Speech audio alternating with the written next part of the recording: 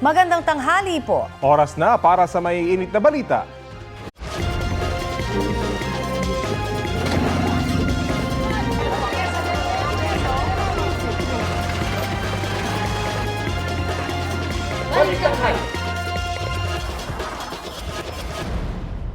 Hulikam sa Maynila, sugatan ng isang lalaking tumatawid matapos masalpok ng motorsiklo. Sugatan din ng rider na nakainom daw. Balitang hatid ni Jomar Presto. Kita sa CCTV ang isang lalaki habang tumatawid sa Abad Santos Avenue sa Tondo, Maynila pasado alas 11 kagabi. Maya-maya, nasalpok siya ng isang motorsiklo. Tumila po ng biktima at ang rider. Nadamay rin sa aksidente ang ibang motor na nakaparada sa lugar. Ayon sa barangay, hindi nahagip sa CCTV nila kung nakago ang traffic light noon. Pero anila, parehong may mali ang dalawa. May kabilisan daw ang takbo ng rider at ang biktima naman tumawid sa hindi tamang tawiran. Nakainom din umano ang rider na pauwi na sana galing sa isang lamay. May hindi makausap, medyo amoy lasing nga, hindi niya alam kung ano nangyari sa kanya. Yung tao, nag-alanganin, hihinto ba siya? Binilisan niya pa yung takbo, ayun, nabunggo na siya. Ayon sa biktima, bibili lang sana siya sa convenience store ng mabundol. Iniinda niya ang sugat sa kanang braso at pananakit ng kanyang dibdib. Alam ko tumatawid ako kasi di ko na alam. Wala ka ba namali kanina? Ata. Ang rider may sugat din sa katawan. Makalipas ang 15 minuto, dumating ang ambulansya na nagbigay ng paunang lunas sa dalawa. Halos tapat lamang ng isang ospital ang pinangyarihan ng aksidente, pero ang nakakapagtaka, sabi ng barangay, walang lumabas na mga nurse na nagbigay ng paunang lunas mula sa ospital na yan. Sa halip ay galing pa sa ibang ospital ang ambulansya na dumating para magbigay ng paunang lunas. Actually, wala man lang may responding taga-ospital. Ilang beses naming sinubukang kunin ang panig ng pamunuan ng ospital pero walang opisyal na humarap sa amin. Naantala rin ng isang oras ang daloy ng trapiko dahil hindi makadaan ang mga motorista sa pinangyarihan ng aksidente. Posibleng maharap ang motorcycle rider sa reklamong paglabag sa reckless driving resulting in physical injury at damage to property. May hiwalay pang reklamo sa oras na mapatunayang nakainom siya habang nagmamaneho. Jomer Apresto nagbabalita para sa GMA Integrated News. Malakas na ulan at baha ang naranasan sa ilang bahagi ng Mindanao dulot ng easterlies. Sa Marawi City, abot hanggang tuhod ang baha sa ilang kalsada. May mga basura pang tinangay ng baha. Sa Tacurong Sultan Kudarat, nagmisulang sapa naman ang ilang kalsada sa National Highway. Nahirapang bumiyahe ang mga motorista. Binaharin po ang Tacurong Public Market. Sa bayan naman ng Bagumbayan, pansamantalang hindi nadaanan ang kalsada sa barangay Titulok dahil sa pagguho ng lupa. Nadaraanan na po ngayon ng mga motorista yan. Sa Santa Maria, Davao Occidental, pinagtulungang buhatin ang isang motorsiklo para maitawid sa umapaw na sapa. Inilikas naman ng LGU ang mga nakatira malapit sa sapa at ilog dahil sa masamang panahon. Wala pong umiiral na amihan sa bansa ngayon pero hindi raw nangangahulugang nasa transition na ng tag-init o dry season. Ayon sa Pag-asa, may inaasahan pa kasing panibagong surge ng amihan sa susunod na linggo pero hindi na kasing lamig gaya nitong Enero. Sa ngayon, easterlies ang nakakaapektong weather system sa bansa. Ang easterlies ang karaniwang nagdadala ng malinsangang panahon pero nagbubuhos din ito ng ulan sa ilang bahagi ng bansa, partikular sa eastern section. Sa mga susunod na oras, ilang lugar ang uulanin base sa rainfall forecast ng Metro Weather. Pinakaapektado ang Palawan, Visayas at Mindanao. Posible rin ang ulan sa ilang panig ng Metro Manila. Naitala ngayong Martes ang 16 degrees Celsius na minimum temperature sa Baguio City habang 20.9 degrees Celsius dito sa Quezon City.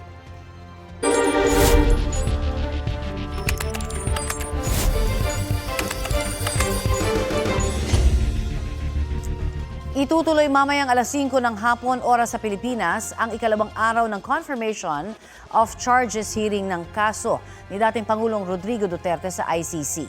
Kahapon, iprinisinta po ng ICC prosecution team ang ilang dating pahayag, panayam at talumpati ni Duterte na magpapatunay nila na may alam at may intensyong pumatay ang dating Pangulo. Gayit naman ng Duterte Defense Team, hindi yun sapat na mga ebidensya. Mula po sa The Hague, Netherlands, balitang hatid ni Mariz Umali. International Criminal Court is now in session.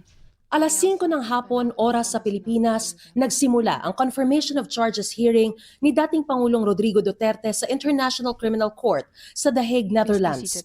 Wala sa pagdinig si Duterte, pero naroon ang defense team na pinangunahan ng lead counsel na si Attorney Nicholas Kaufman. Naroon naman para saksihan ang proceeding ng mga Pilipinong abogadong karamihan ay dati ring opisyal ng administrasyon ni Duterte. Naroon din ang prosekusyon sa pangunguna ni Deputy Prosecutor Mami Mandiaye Niang at kinatawan ng mga biktima sa pangunguna ni Paulina Masida ng ICC Office of Public Counsel for Victims. Ipinaalala ni Presiding Judge Yulia Motok na ang pagdinig ay para matukoy kung may sapat na basehan para litisin si Duterte sa mga inaakusa sa kanya at ang dating Pangulo ay innocent until proven guilty. Binasa sa sesyon ang kinaharap ni Duterte na 3 counts ng crimes against humanity for murder at attempted murder. Inaakusahan si Duterte bilang indirect co-perpetrator mula November 2011 hanggang March 2019 sa pagsasagawa ng common plan na pagpatay laban sa mga inaakusahang kriminal. Inaakusahan si Duterte ng pagdisenyo ng pulisiya para i-neutralize ang mga kriminal, pagtatatag ng tinaguriang Davao Death Squad, pagbibigay ng armas sa mga direct perpetrator, pagbibigay ng insentibo at promosyon sa mga pulis at hitmen, at pagpangalan sa mga high-value target na ang ilan ay napatay kalaunan. Sa kanyang opening statement, tinukoy ng prosecutor ang mga pahayag ni Duterte noong kampanya na kapag nahalal siya bilang Pangulo, uutusan daw niya ang militar at pulisya na paghahanapin ang mga drug lord at ipapatay sila. At nang maging Pangulo, nagbigay raw si Duterte ng shoot-to-kill order at inilista bilang accomplishment ang mga napatay. And many of these victims were children. The victim of extrajudicial killing charge in this case were brutally murdered, some after having been abducted and mistreated. Unlike Mr. Duterte, who is represented by his counsel here today, they were deprived of any form of due process. Their suffering was met not merely with Mr. Duterte's indifference, but with his mocking. Giit ng ICC Deputy Prosecutor, hindi masasabing isolated ang mga pagpatay. The 78 murders and attempted murders that Mr. Duterte is charged with in this case were not random. These were not random crimes. Nor was they spontaneous or happened in isolation. Rather, the evidence demonstrates that they were part of a widespread and systematic attack directed against the civilian population of the Philippines. Sa ngalan naman ng halos 500 biktimang otorisadong makilahok sa kaso, nagsalita si Attorney Joel Butuyan. Binanggit niya ang labis na pagkadismaya ng mga biktima sa hindi pagharap sa korte ni Duterte. Aniya, ang makita si Duterte habang binabasahan ng sakdal ay malaking bahagi sana ng pagkamit nila ng hustisya. Binanggit din ni Butuyan na ang mga opisyal na Pilipinas sa tinukoy niyang gatekeepers of justice ang mismo nagsabing hindi uusad kung sa Pilipinas kakasuhan si Duterte. No less than former Philippine Justice Secretary Crispin Remulla admitted just a few months ago that the door to domestic justice is permanently closed for victims of the Duterte extrajudicial killings. Remulla declared, and we quote, "It is difficult to prove the case here and build up the case because those who need to speak are involved in the crime. There's nothing, not even a police report. You don't have a scene of the crime, you don't have ballistics, you don't have DNA." Remulla further declared, and I quote, "Everything that could be erased was erased so that the cases would not push through. That is why this has reached the ICC." Sabi pa ni Butuyan, kahit 1 taon nang nakakulong si Duterte sa ICC, walang nakakamit na kapayapaan ang mga kaanak ng mga biktima ng EJK. At marami pa rin ang natatakot magsalita dahil sa tinawag niya mga Duterte clone o mini Duterte na umano'y sangkot sa pangharas at pananakot sa mga biktima at kanilang mga pamilya. These mini Dutertes harass, threaten, or commit outright violence against the victims and their families. They see and hear senators, congresspersons, mayors, governors, and powerful public figures who are mini Dutertes. The daughter of Mr. Duterte is the Vice President, and she has just recently declared that she is running for President in 2028. One Duterte son is a congressman. Another is the Davao City Mayor, and his grandchildren occupy positions of power. Ikinagulat pa raw ng mga kaanak na sa mga opisyal na record, sa halip na tama ng bala ang cause of death, mga gawa-gawa o manong rason ang inilagay gaya ng pneumonia, sepsis at iba pa. Sabi ni Butuyan, nararapat lang na ma-confirm ang mga asunto laban kay Duterte at matuloy sa paglilitis para mailabas kung ano ang totoong nangyari sa panahon ng madugong drug war. Ang mga akusasyon laban kay Duterte itinanggi ni Kaufman. Inilatag din niya kung paano raw napunta sa ICC si Duterte. Una niyang binanggit ang media sa Pilipinas na ginamit daw ang matalas na pananalita ng dating Pangulo para makagawa ng mga nakabibiglang headlines na siyang hinahanap umano ng kanilang readers. Ito raw ang dahilan kung bakit naging target si Duterte ng civil society na pinupondohan umano ng mga tycoon. Hanggang makaabot ito sa mga academics sa ibang bansa na inaayos ang kanilang research at naglalabas ng mga artikulo tungkol sa umano'y malawakang pag-atake sa Pilipinas. It starts with the media, controlled by the powerful and the politically influential. With a sensational headline and a twisted editorial slant, the moguls sell their papers while promoting the partisan agenda of their backers in power. Pinaalala ni Kaufman na ebidensya at hindi rhetoric ang magpapasya sa kasong ito. This is a court of law which decides matters on the basis of evidence, not on the basis of political demagoguery, and not on the basis of a desire to effect regime change despite the democratic will.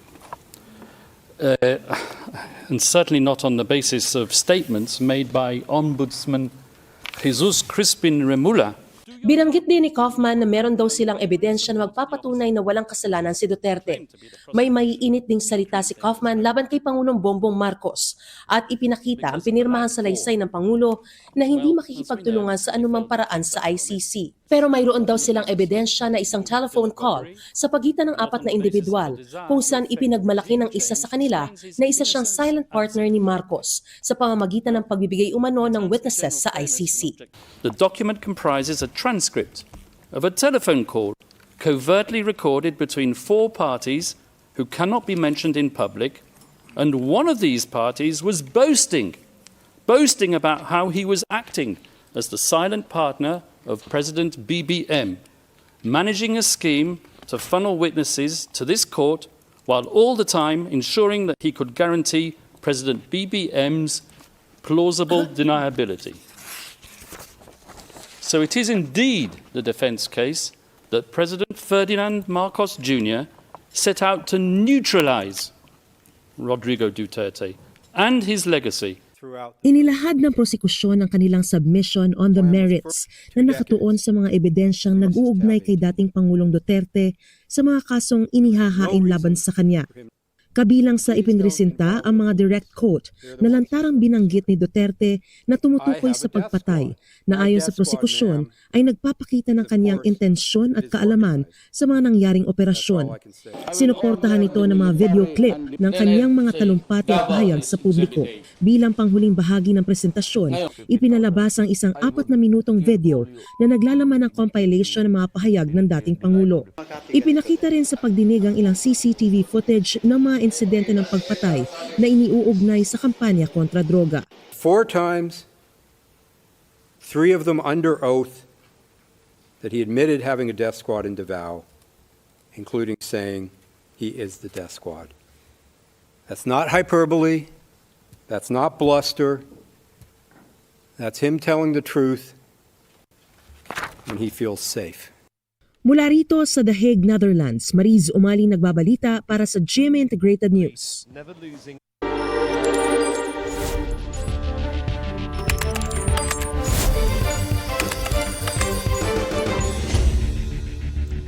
Binatikos ni Davao City 1st District Representative Paulo Duterte ang confirmation of charges hearing sa kasong crimes against humanity ng amang si dating Pangulong Rodrigo Duterte.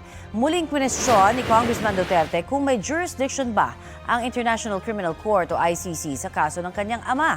At kung meron mang jurisdiction, maituturing daw bang crimes against humanity ang pagsugpo sa kriminalidad sa sariling bayan. Sa dokumento mula sa ICC, nakasaad na saklaw ng kaso ang mga pagpatay mula 2011 hanggang March 2019. Panahong miyembro pa ang Pilipinas ng Rome Statute na nagtatag sa ICC. Si ML Party List Representative Laila De Lima naman, pinuna ang presentasyon ni Attorney Nicholas Kaufman kay dating Pangulong Duterte bilang action hero para daw palabasing political persecution ang kaso. Lumang kwento na raw yan para bigyang katwiran ang mga krimeng ginawaan niya ng dating Pangulo. Ayon kay De Lima, hindi maluloko ang ICC judges sa mga ganyang presentasyon. Si De Lima ang nooy chairperson ng Commission on Human Rights na nag-imbestiga sa mga pagpatay sa Davao City noong mayor pa roon si dating Pangulong Duterte. Kaugnay sa pagkakabanggit ni Attorney Nicholas Kaufman sa pangalan ni Pangulong Bongbong Marcos sa confirmation of charges hearing sa ICC case laban kay dating Pangulong Duterte, kausapin na natin si Palace Press Officer Yusek Claire Castro. Magandang umaga at welcome po ulit sa Balitang Hali. Yes, good afternoon. Good morning. Good morning, Rafi, at good morning sa lahat na nakikinig sa atin sa inyong programa at nanonood. Opo, ano po ang reaksyon ng Pangulo sa sinabi ng Duterte Defense Team na hindi tinupad ni Pangulong Bongbong Marcos yung kanyang pangako na hindi makikipagtulungan ng pamahalaan sa ICC? Sa ngayon naman ay hindi naman pa nakikipag-ugnayan ang ating gobyerno sa ICC. Ang ipinatutupad natin mismo ay ang ating batas, yung RA 9851, Section 17, at ating pakikipag-cooperate, pakikipag-coordinate sa Interpol at ang ating So wala namang hindi tinutupad ang Pangulo. At isa pa sa mga ipinunto po ni Attorney Kaufman ay ginawa raw ito ni Pangulong Marcos para in-neutralize ang dating Pangulo at kanyang legacy. Ano pong reaksyon dyan ng Pangulo? Ano bang ibig niya sabihin ng neutralize? Hindi ba ang kanyang kliyente ang eksperto sa pag-neutralize? Pag-neutralize sa media, pag-neutralize sa mga nasasangkot sa mga illegal drugs. At ang dating Pangulong Duterte, hindi sa bibig natin ang gagaling ito. Siya mismo ang nagsabi na siya ay nagpapapatay. At anong legacy ba ang sinasabi ni Atty. Kaufman? Ang legacy bang iniiwan ni dating Pangulong Duterte ay ang pagpapatay na madugong extrajudicial killings? Yun ba ang dapat na in-neutralize? Ay sa tingin natin dapat talagang matigil ang patayang walang kabuluhan, walang basihan, at walang hustisya. So sabi nga natin, Rafi, mukhang itong si Atty. Kaufman nagpapahid lang dahil wala siyang makitang ebidensya at depensa para sa kanyang kliyente lang sa ating Pangulo at sa para makaligtas. Pero ang usapan dito, yung kaso, ang mga krimen di umano naganap ay 2011 hanggang 2019. At that time, hindi pa Pangulo si Pangulong Marcos Jr. At lahat yan, nasaan ang depensa niya dyan? Ang ginagawa lamang niya ay paninira sa administrasyon para lumabas na kaawa-awa ang kanyang kliyente, para lumabas na maganda ang ginagawa ng Vice Presidente. Lahat ng ito ay ang pamumulitika. Yun ang totoong pamumulitika. Yusek, nabanggit nyo yung pag-neutralize sa media. Isa sa mga binanggit ni Atty. Kaufman ay parang media yung nagsimula dito sa kumbaga grand scheme para sirahan ng dating Pangulo. Ano pong reaksyon nyo dyan? Ikaw, Rafi, taga-media ka. Alam mo ang nangyari dito sa Pilipinas. At wala siyang, mukhang lumalabas na wala talagang depensa at hindi niya mapapasinungalingan ang mga akusasyon na naganap ng 2011 to 2019. Kaya kahit kanino na lang niya ipupukol ang kasalanan. Sa media na nag-inflate daw ng mga kwento, photographer na kumuha daw ng mga grieving families na kumbaga ay nakakapagbagabag damdamin. At pati Pangulo, pati yung pagpapadala doon na hindi dapat natin sundin ang ating sariling batas para lamang sa kanyang kliyente. May Pilipino, Rafi, mga Pilipino rin ang nagsampa ng kaso. Mga Pilipino rin ang nagsasabi na sila ay biktima ng madugo at karumal-dumal na extrajudicial killings. So dapat ito pantay-pantay ang tingin dito, hindi lang iisa ang tinitignan dito. Ngayon po at nabanggit ang pangalan ng Pangulo, may balak po bang palasyo na makipag-ugnayan sa ICC o sumulat sa kanila para linawin yung mga sinabi ni Attorney Kaufman?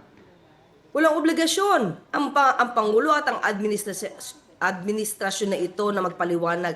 Hindi kasama ang Pangulo at ang administrasyon na ito sa kaso. Personal na kaso yan ni dating Pangulong Duterte at ang mga kapwa nating Pilipino ang nag-aakusa sa kanya. So hindi po, wala pong papel ang administrasyon dyan. Mapunta po tayo sa ICC mismo. Susuportahan ba ang Pangulo sa isinusulong sa Kamara na muli pong sumali ang Pilipinas sa Rome Statute na nagtatag sa ICC? Sa ngayon, actually, Rafi, hindi po na pag-uusapan to. Pero kung magbibigay po sila ng suggestion, pros and cons and everything, maganda po na ibigay natin sa Pangulo to para maaral po niya. Sa ngayon po talaga kasi ang tutok ng Pangulo, ekonomiya. Yung problema sa baha, pati employment rate, kailangan po maiangat ang buhay ng bawat Pilipino. Diyan po ang tutok ng Pangulo ngayon, serbisyo muna po talaga bago pamumulitika. Pero bukas naman po siya kung sakali mapag-aralan ang pwedeng pagsali ulit ng Pilipinas sa ICC. Sa lahat po ng issue na makakagat natin at sa kapwa natin Pilipino, bukas po ang Pangulo dyan. At ano naman po masasabi nyo ngayong na-refer na sa House Justice Committee yung 4 na impeachment complaints laban kay VP Sara Duterte? Para sa Pangulo, kung ano yung proseso, dapat lang po masunod. Kung ano yung mga ebidensya, yun lamang po siguro ang dapat tignan. Yun lang po. May reaction po ba ang palasyo doon sa timing ng pag-anunsyo ng pagtakbo ng Vice President? Ngayon at nasa committee na ng House yung kanyang mga impeachment complaints. Katulad ng sinabi ng Pangulo, kung balak niyang tumakbo, good luck, it's her choice. Pero hindi po talaga ito binibigyan ng pansin ng Pangulo eh. Kung ano man ang anunsyo niyan, ang sabi ng Pangulo, nasa Naga City siya, kasama si Mayor Lenny, serbisyo muna, bago politika. Bago mamulitika, serbisyo muna. Opo, mapunta naman po tayo sa meeting ni VP Lenny at dating VP Lenny at ng Pangulo. Kumusta yung pagkikita po nila?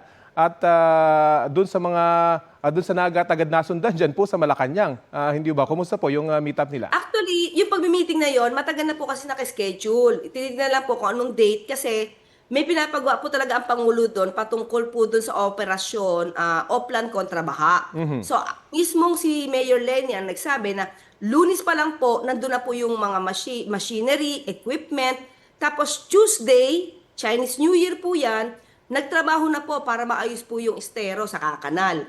Wednesday naman po kasi nag-announce ang Vice Presidente. So in other words, yung pong pagdalaw po talaga ng Pangulo doon ay naka-schedule po talaga. Ang nais po kasi ng Pangulo ay mayroon ng resulta yung kanyang inutos para maayos po yung estero, kanal at river dito sa Naga City at yun po yung pinunta. So hindi po ito dahil may inanunsyo. Hindi nga po sa anunsyo ng Vice Presidente, it doesn't matter, it's so irrelevant sa kanya po at sa administrasyon na ito dahil trabaho lang po talaga tayo. Trabaho lang po ang Pangulo. At itong meeting po sa Malacanang, sino po yung pumili ng mga official na LGU officials na iimbitahan para dito sa launching ng Bagong Pilipinas Bawat Bayan Makikinabang program? Halos lahat po talaga ng officials po ng LGU ay imbitado. Sa ating pagkakaalam po ay OES po malamang at ang PMS po ang nagsagawa ng mga invitation. Kasama po ba si Davao City Acting Mayor Baste Duterte sa mga inimbitahan? Hindi ko po napansin. Tatanungin ko po. Hindi po kasi ako parte ng gumagawa ng invitation. Okay, sige po. Maraming salamat po sa oras na ibinahagi niyo sa Balitang Hali. Maraming salamat, Rafi, at sa ating mga kababayan. Good afternoon. Yan po si Palace Press Officer Yusek Claire Castro. Susubukan po namin hinga ng pahayag si Attorney Nicholas Kaufman kaugnay sa mga pahayag ni Yusek Castro. Ito ang GMA Regional TV News. Mainit na balita mula sa Luzon, hatid ng GMA Regional TV. Hulikam ang pananakit sa isang babae sa Narvacan, Ilocos Sur ng kanyang mga kaklase. Chris, may aksyon na bang ginawa tungkol dito ang eskwelahan? Connie, pinadalhan ng Ilocos Sur Schools Division Office ng Guidance Counselors ang paaralan para magbigay gabay sa mga sangkot sa insidente. Sa video, kita ang paglapit ng isang estudyante sa kanyang kaklase. Tinulak ang nakaupong estudyante at nang mapatayoy, sinikmuraan hanggang madapa. Pinagsisipa at sinuntok din siya ng iba pa nilang kaklase. Nangyari yan habang naka-lunch break. Nag-iimbestiga na ang Division Office pati na ang pulisya kaugnay dito. Sinusubukan pa naming kunan ng pahayag ang mga magulang ng mga estudyanteng sangkot sa video. Nasunog naman ang isang modern jeep habang bumabiyahe dito sa Dagupan City. Nakababa naman ang driver at mga pasahero. Maya-maya pa nabalot na ng apoy ang modern jeep. Nakaligtas ang humigit kumulang 20 pasahero. Inimbestigahan ng Bureau of Fire Protection ang fuse box ng sasakyan. Nakipag-ugnayan na rin ang Transport Cooperative ng modern jeep sa mga otoridad.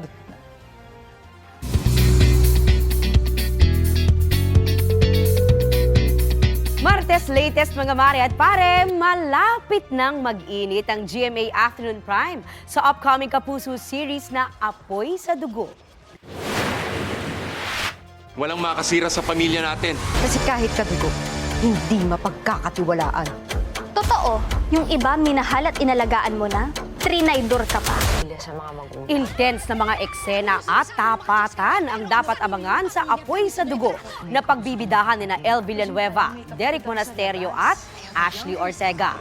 Kahapon, rumampa sina Derek, Ashley at El sa red carpet sa kanilang media conference. Kasama rin nila ang iba pang cast members gaya nila PK Amador, Kai Cortez, Ricardo Cepeda, Thea Tolentino at Larkin Castor. Chika nila sa inyong mare, kakaibang rivalry between sisters ang tampok sa series na dapat abangan ng mga kapuso simula March 2.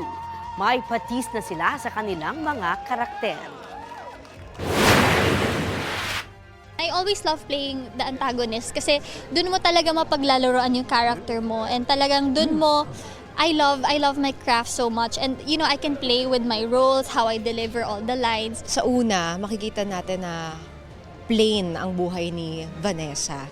Pero dahil sa mga nangyayari sa kanya sa paligid niya, mag-iiba Mag-iiba yung character din ni Vanessa. Magiging palaban siya, masishape siya ng mga nangyayari sa buhay niya. This is a new character for me din kasi first time I'm gonna play din na may anak, tapos husband. So ibang maturity ang kailangan. Hindi siya basta-basta. Kailangan pag may move ka na gagawin, kailangan mong isipin yung family mo lagi.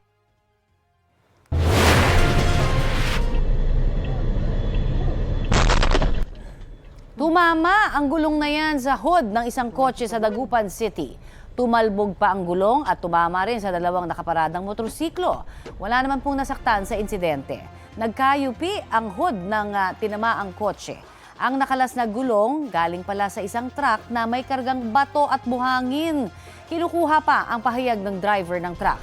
Ayon naman sa LGU, nakipag-areglo na ang may-ari ng truck sa mga naperwisyong motorista. Nabasag kotse ang isang sasakyan nakaparada sa labas ng isang bahay sa Quezon City. Ang itinurong mastermind, pamangkin ng biktima. Ang nahulikam na pagnanakaw sa balitang hatid ni James Agustin. Nakaparada ang kotseng ito sa labas ng isang bahay sa Barangay Kaligayahan, Novaliches, Quezon City nang dumating ang magkaangkas sa motorsiklo. Binasag ng angkas ang salamin sa pintuan ng kotse, tsaka may kinuha sa loob. Sa isa pang kuha ng CCTV, kita ang mga sospek na pumasok sa subdivision.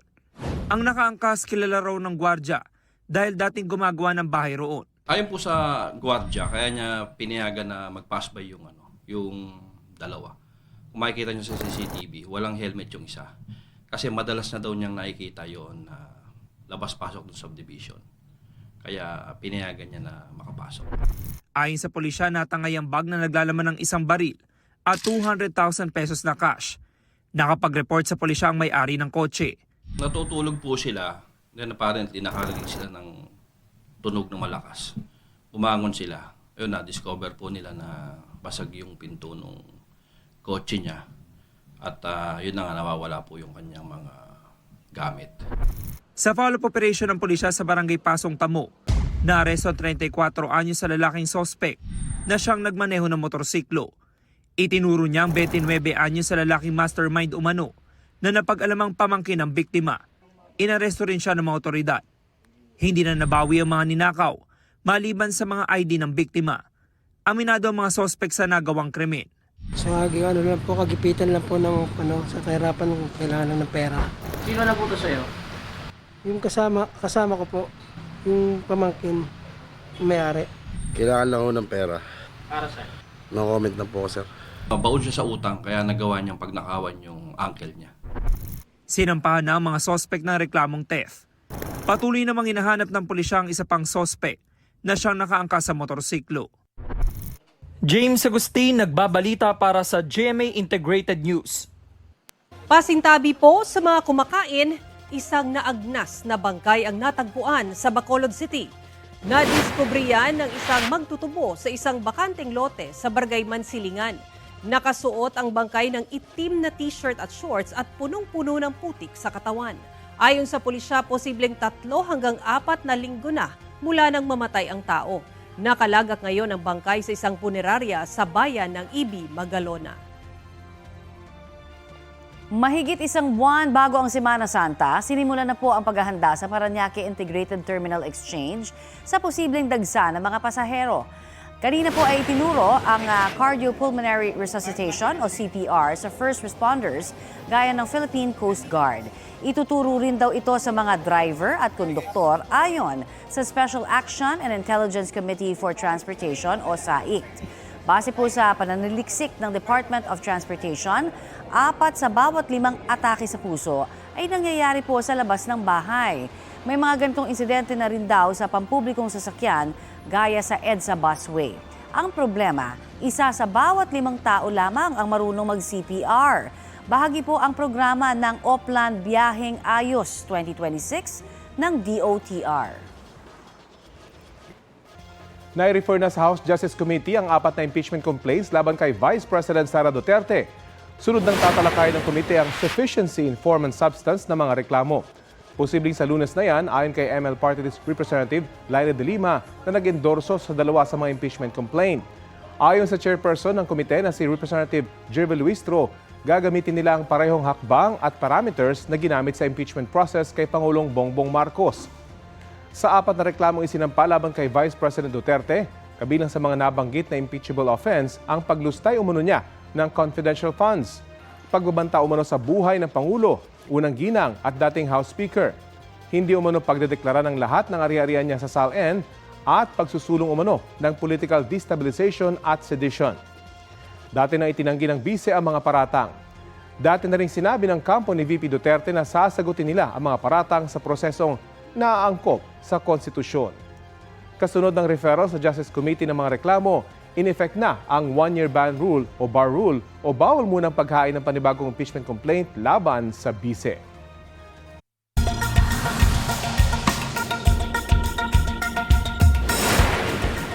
Nagkalat ang mga nasusunog na sasakyan sa Jalisco, Mexico. Kita mula sa himpapawid ang kapal at itim na usok mula sa mga sasakyan. Isang gasolinahan din ang nakuna na nasusunog. Matapos siyang mapatay ang leader ng isang drug cartel na most wanted sa Mexico. Ayon sa Defense Ministry ng Mexico, nadakip si El Mencho ng lusubin ng militar ang kanyang compound. Nasawi siya habang nasa helicopter na magdadala sa kanya sa Mexico City. 25 naman ang nasawi sa panig ng mga militar sa nasabing operasyon. Dagdag ng Defense Ministry, marami sa mga miyembro ng kartel ang nagpasimula ng karahasan sa iba't ibang bahagi ng Mexico bilang pagbawi sa gobyerno kasunod ng pagkamatay ni El Mencho. Patuloy na binabantayan ng pamahalaan ng Mexico ang sitwasyon doon.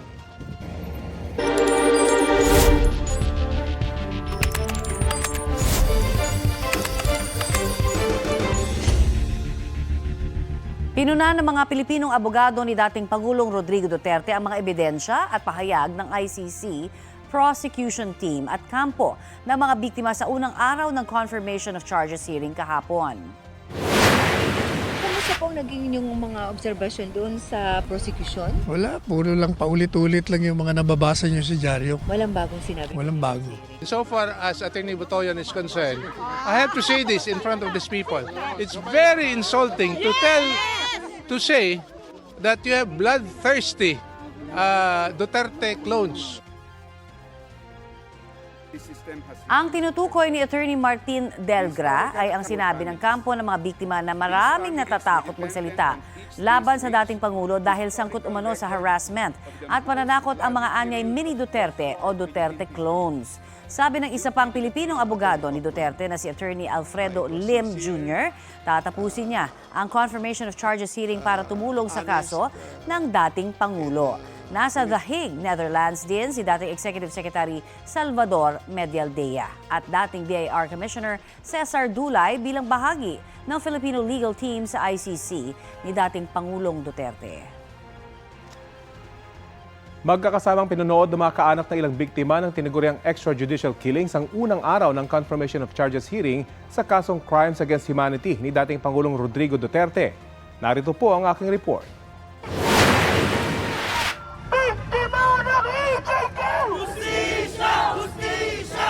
People power laban sa mga extrajudicial killing, panawagan ng mga nagprotesta sa Boy Scout Circle sa Quezon City. Hindi pa natutuyo ang ating mga luha! Git ng Grupo Akbayan at Simbahan at Komunidad laban sa katiwalian. Babantayan nila ang pag-usad ng kaso ni dating Pangulong Rodrigo Duterte sa International Criminal Court. Dapat daw makonvict ang anilay utak ng mga pagpatay. Nagtipon-tipon din sa Maynila ang mga kaanak ng mga AJK victim bilang bahagi ng program Paghilom. Si Maria namatayan ng 2 anak noong 2016, unang bugso ng drug war.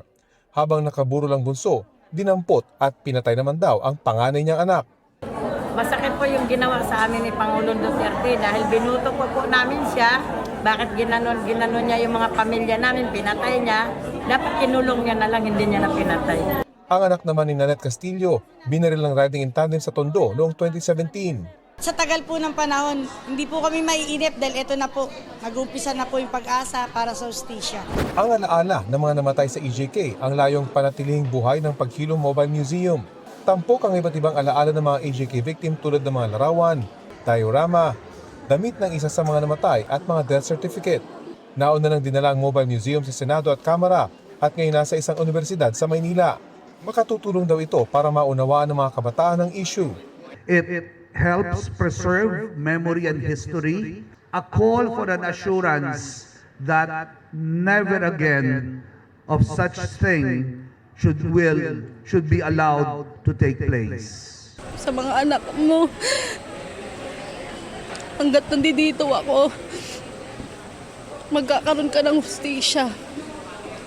Titindig ako para sa iyo. Huwag ka mag-alala sa mga bata. Ang pagsisimula ng confirmation of charges hearing.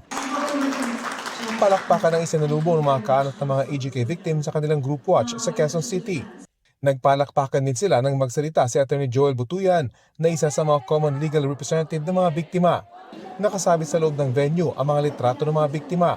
Paalala kung sino-sino ang mga biktima na hindi na maibabalik pa. Rafi Tima nagbabalita para sa GMA Integrated News.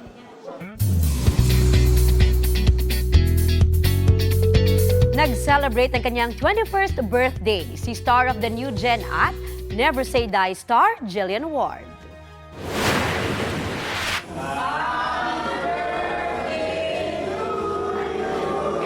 Reaksyon niya ni Jillian sa pa-birthday surprise sa taping ng Never Say Die sa pangunguna yan ng kanyang co-actor sa series na sina David Licauco, Kim Jisoo, Rahil Birria, Richard Yap at Kim De Leon na nagbigay ng kani-kanilang bouquet kay Jillian. Warm hugs at greetings din ang natanggap ni Jillian mula naman sa production and staff. Nagulat talaga po ako as in unexpected kasi ayun, hindi ko lang in-expect na iso-surprise ako. Pero syempre, I'm so happy. Tapos, andito pa yung family ko. So, I'm very, very happy. I pray na maging peaceful lang ang buhay at personally naman, makapagbigay pa ako ng maraming happiness. Nagbigay ng ilang payo ang isang US immigration lawyer sa mga Pilipino sa Amerika sa gitna ng sunod-sunod na paghuhuli ng Immigration and Customs Enforcement o ICE sa illegal immigrants. Paalala ni Attorney Michael Garfinkel, huwag basta-basta pagbuksan ng pinto ang ICE agents. Tiyakin muna na ang bitbit nilang dokumento ay judicial warrant o yung nanggaling sa korte. May karapatan po kayong magsalita o huwag magsalita at makausap agad ang inyong abogado. Payo rin ni Attorney Garfinkel na huwag tumakas. Sumunod muna sa utos ng ICE agents at ipaglaban ang inyong mga karapatan sa korte. Maging magalang din daw sa ICE agents at huwag silang komprontahin. Tiyakin din na laging bitbit ang inyong pasaporte, visa at iba pang dokumentong magpapatunay sa tagal ng inyong pananatili sa Amerika. Mainam din na maghanda na bago pa man silipin ng ICE ang inyong immigration records.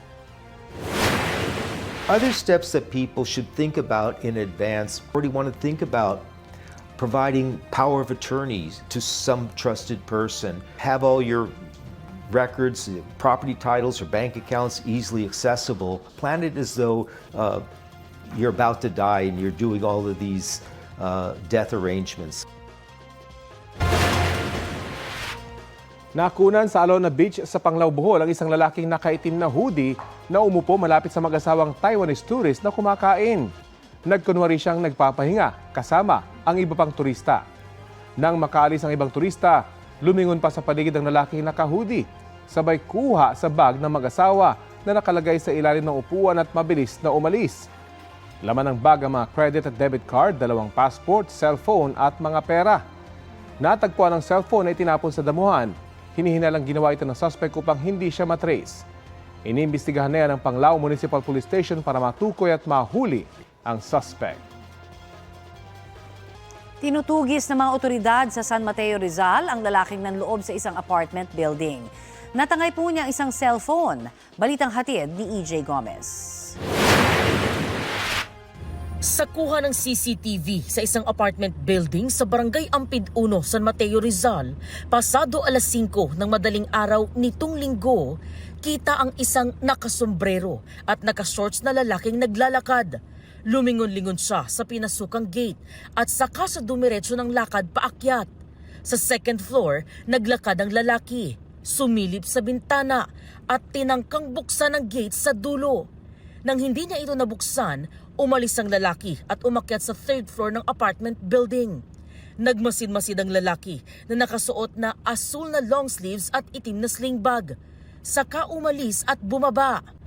Pagbalik niya sa first floor, kita ang lalaking tila may inaabot sa bintana ng isang bahay. Sa isa pang kuha ng CCTV, binuksan niya ang sliding window ng bahay bago tuluyang lumabas ng gate. Ang lalaki, natangay na raw noon ang isang cellphone mula sa bahay.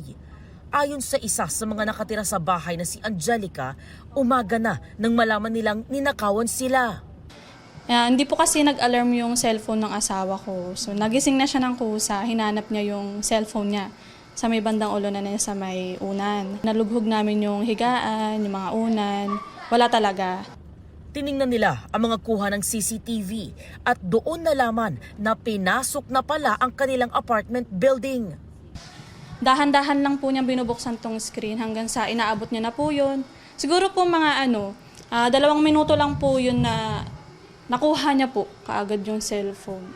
Nagtry pa nga po siya dito buksan yung doorknob pero si lock po di niya na ma-open. Nasa 15,000 piso raw ang halaga ng ninakaw na cellphone. Na-i-report na raw sa barangay ang insidente. Ayon sa mga tanod, hindi residente ng Ampid 1 ang salarin. Yun po dahil talaga po, ma'am. First time ko lang nakita ang mukha na yan, ma'am. Pinakatan po yung itsura niya. Katunayan, mayroon po kami nakapaskil pa dyan, ibang barangay. Patuloy ang pagtunto ng mga otoridad sa salarin. EJ Gomez, nagbabalita para sa GMA Integrated News.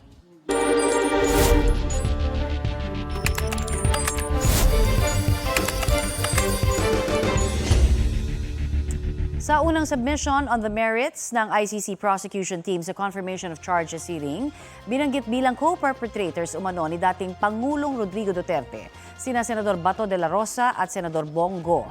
Kaugnay po yan sa mga pagpatay noong mayor pa lamang ng Davao City si Duterte. Bumuo raw ng grupo si Duterte para mawakasan ang krimen at iligal na droga. Bukod kina De La Rosa na nooy hepe ng Davao City Police at kay Go na kanyang aide, binanggit din sina dating Davao City Police Chief Vicente Danao, dating NBI Regional Director Dante Guieran at dating Justice Secretary Vitaliano Aguirre II na tumayo umanong abogado ni Duterte at ng mga miyembro ng Davao Death Squad. Dati nang itinanggi ni Go at Aguirre ang aligasyon. Itinanggi rin noon ni De La Rosa na may Davao Death Squad at na may reward system para pumatay ang mga pulis ng drug suspects. Sinusubukan pa namin kunan ng pahayag ang iba pang pinangalanang co-perpetrators umano. Ito ang GMA Regional TV News. Natagpo ang patay sa kwarto sa isang boarding house ang isang college student sa Cagayan de Oro City. Ayon sa pulisyan, natagpuan ang babaeng 21 anyo sa room 1 ng boarding house kahit room 12 ang kanyang inuupahang kwarto. Ang umuupa raw sa Room 1 ay isang empleyado ng Cagayan de Oro City Disaster Risk Reduction and Management Department. Huling nakita ang babae noong February 17 at natagpuan lang sa kwarto nitong February 19 matapos may magreklamo ng kakaibang amoy mula roon. February 17 din, huling nakita at huling pumasok sa trabaho ang empleyado ng Cagayan de Oro CDRRMD. Itinuturing siyang person of interest sa krimen. Isinailalim na sa autopsy ang bangkay ng babae. Wala pang pahayag ang kanyang pamilya. Isang inabandonang sanggol ang natagpuan sa Ramon Isabela. Iniwan ng sanggol o bagong silang na sanggol sa loob ng batya sa tabi ng sapa sa barangay Ambatali. Inireport ito sa pulisya ng nakadiskubreng residente. Dinala sa health center ang sanggol at isinailalim sa check-up. Ililipat ng kustodiya ang sanggol sa DSWD. Nangangalap na ang pulisya ng CCTV footage sa lugar para matukoy ang nag-iwan sa sanggol. Isang gobernador ang kinausap ni DILG Secretary John Vic Remulla kaugnay sa mga reklamo tungkol sa pagiging abusado raw sa kalsada. May ulat on the spot si June Veneracion. June? Connie, sinita ni Interior Secretary John Vic Remulla si Bulacan Governor Daniel Fernando dahil sa pang-aabuso umano sa tuwing bumabiyahe sa kalsada na nakakonvoy.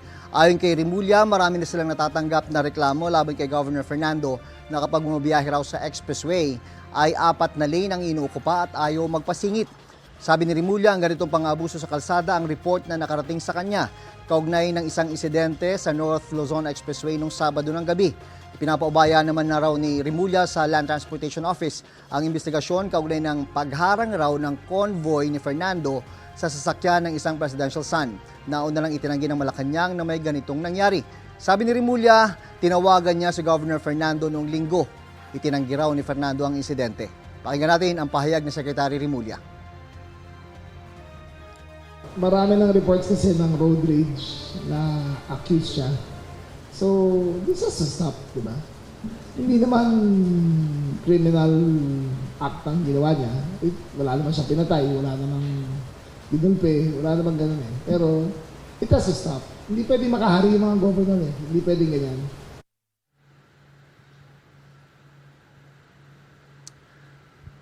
Sinusubukan pa nating makuha ang panig ni Governor Daniel Fernando kaugnay ng mga paratang sa kanya ni Secretary John Vic Remulla. Balik Sir Connie. Maraming salamat, June Veneracion. Captured ang fanboy moment ng anak ni Ding Dong Dantes at Marian Rivera na si Sixto sa isa sa mga favorite niyang Michael. Ipinost ni Dong sa social media ang picture ni Sixto kasama si Kapuso comedy genius Michael V. Nagkita sina Bitoy at Sixto sa 7th birthday party ng pinsan niyang si Shiloh, na anak ni na Arthur Sorinap at Rochelle Pangilinan.